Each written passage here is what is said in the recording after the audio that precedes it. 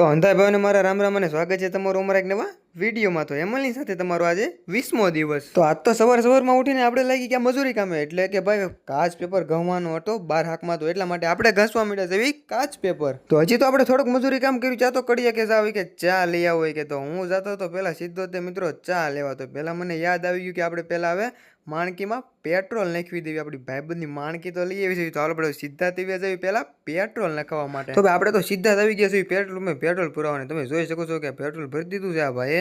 તો હાલો સીધા તેવી જવી આપણે ચા લઈને ઘરે।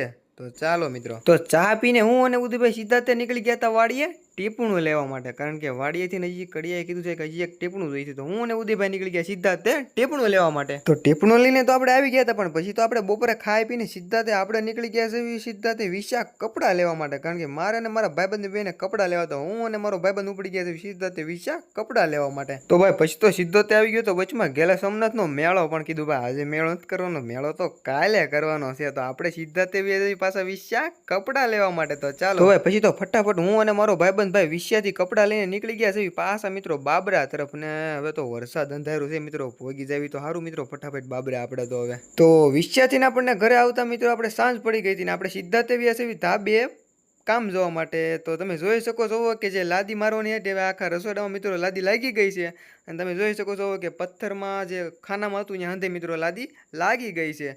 તો આ આપણો વિડીયો તમને કેવો લાગ્યો એ જરૂરથી કોમેન્ટમાં જણાવી દેજો મિત્રો।